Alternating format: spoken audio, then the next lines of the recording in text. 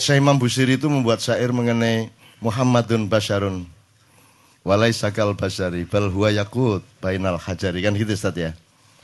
Itu satu terminologi sebenarnya, satu terminologi. Saya bagaimana elaborasinya terhadap praktek demokrasi yang membuat orang tidak lagi punya tradisi dan kepekaan untuk menghargai keunggulan-keunggulan dan keistimewaan-keistimewaan. Kan gitu kan? Itu karena kita semua anggap semua itu haknya sama. Ya enggak sama dong haknya. Haknya bebek sama haknya burung ya beda dong. Dia punya hak sama ketika pilkada, itu tok, ya. Tapi selebihnya dalam kehidupan ini dia punya hak yang berbeda. Hak burung untuk terbang, hak bebek untuk berenang, hak ayam untuk rotol-rotol, ya toh. Semua haknya berbeda-beda dan hampir seluruhnya berbeda. Bahkan dirimu dengan dirimu itu berbeda. Bagaimana mungkin dirimu tidak berbeda dengan dirimu? Karena engkau tiap hari memiliki pengetahuan baru tentang dirimu.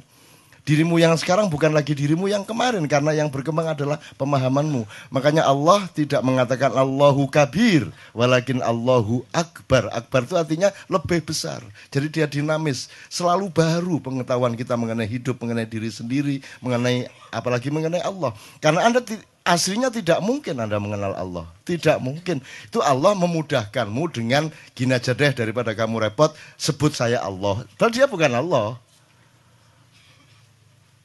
Jangan terus itu Allah loh, itulah untuk kamu lah supaya gampang gitu loh. Supaya kamu punya idiom, punya ada nomenklatur kan gitu. Aslinya dia bukan Allah.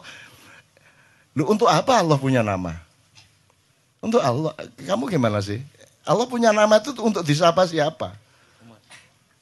Nah, kalau umatnya dia bunuh semua, terus dia sendirian. Sing nyapa sapa? Lah sakarepe dhek. Lah nyapa emang Allah punya teman siapa?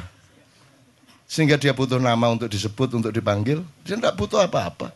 Tidak perlu apa-apa. Makanya Ustaz Abdullah mengatakan kita masuk surga bukan karena kehebatan kita, ibadah kita. Tetapi karena rahmat Allah. Sama dengan Allah adil kepada kita, emang dia punya kewajiban untuk adil? Yang wajibkan siapa? Lah ya, apa posisi selain Allah untuk menempatkan Allah pada suatu kewajiban? Allah tidak punya kewajiban apa-apa, dia hanya punya hak. Dan manusia tidak punya hak apa-apa, dia hanya punya kewajiban. Jadi hak asasi manusia itu yang merusak pikiran Anda selama ini. Hak opo dul? Wong kon niku nesing gak iso gawe dhewe. Iso takon menciptakan metabolisme sehingga kamu mengurai mana protein, mana karbohidrat, mana sampah. Terus kalau kamu sama Tuhan udah saya kasih badan urus sendiri. Coba kalau gitu gimana? Bisa enggak? Kan enggak bisa.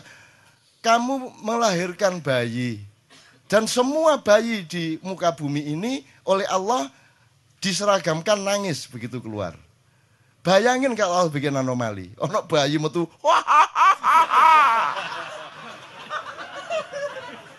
Terus siapa yang mengajari dia menangis? Siapa yang menyuruh dia menangis? Siapa yang mengajari itu artinya menggerakkan tenggorokannya, urat sarafnya di mulut, di leher, sedemikian rupa sehingga menghasilkan tangis.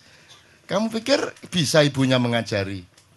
Terus engkau kon duwe anak, terus kon bayimu pertama ngenyut, terus kon disuruh Allah, coba ibu, kamu sudah ibu sekarang ajarilah anakmu ngenyut. Yo jajal oleh mului apa? Gimana ngajari?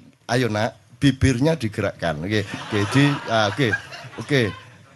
dikenyut.